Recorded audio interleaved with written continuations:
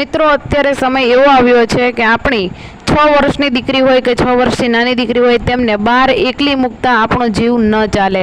કેમ કે આપણે હમણાં જોઈએ છીએ કે તોરણીમાં જે ઘટના, દાહોદનું જે તોરણી ગામ છે તેમાં જે ઘટના બનવા પામી છે તે ઘટના વિશે વિચારીએ કે આપણે વાત સાંભળીએ તો પણ ભલભલાના હૃદયમાં કંપારી છૂટી જતી હોય છે, તેવી આ એક ઘટના છે।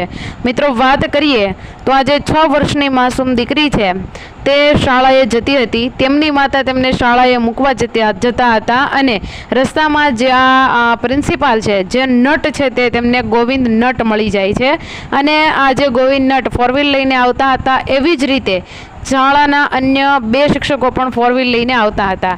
તો રસ્તામાં જે દીકરીની માં અને દીકરી ચાલ્યા આવતા હતા તો નટે કીધું કે તમે તમારી દીકરીને ગાડીમાં બેસાડી દો, હું સ્કૂલે જાઉં છું તો લેતો જાઉં। તો આ જે માતા છે તેમને તો એવો વિશ્વાસ બેસી ગયો કે આ તો 60 વર્ષનો આધેડ વ્યક્તિ છે, તે મારી દીકરી સાથે શું કરશે, અને તેમને વિશ્વાસ બેસી ગયો અને તેમની દીકરીને આ નટની ગાડીમાં બેસાડી દીધી। પાછલી સીટ ઉપર દીકરીને બેસાડી અને માં તો બિંદાસ પોતાના ઘરે જ ચાલી નીકળી।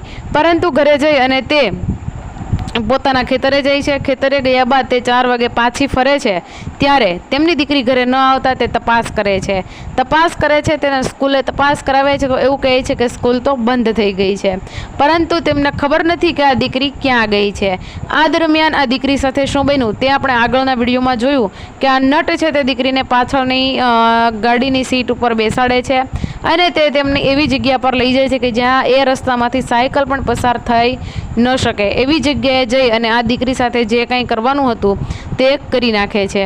તો મિત્રો હવે તો શિક્ષકો પર પહેલાં વાત આવી હતી કે શિક્ષકો આવું કરે છે, આવા કૃત્યો કરે છે, હવે તો પ્રિન્સિપાલો પણ આવું કરતા હોય તો હવે આપણા દીકરાને કે દીકરાની તો વાત સમજ્યા, પણ આપણી દીકરીને હવે આપણે કોઈ પણ સ્કૂલ કે કોલેજમાં મૂકતા પહેલાં 100 વાર વિચાર કરવો પડશે।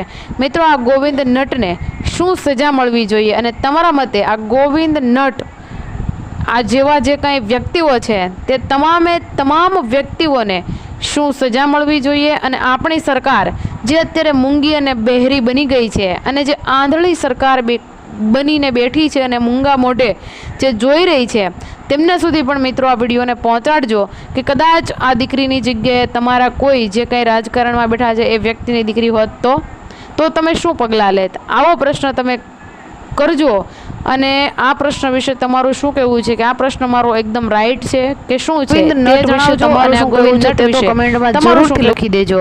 પરંતુ આપણી જે આ બેરી, મૂંગી અને આંધળી જે સરકાર છે તેમના વિશે પણ તમારે શું કહેવું છે તે કમેન્ટ કરીને જરૂરથી જણાવજો। કેમ કે હમણાં હું જોઉં છું તો 15 થી 20 દિવસમાં દરરોજનો એક કેસ તો દુષ્કર્મનો હોય છે। તો મિત્રો આ સરકારે કયા પગલાં લેવા જોઈએ અને આ સરકાર શું ઈચ્છે છે તે વિશે પણ તમે 2 શબ્દો કમેન્ટમાં લખી દેજો। જય હિન્દ, જય ભારત।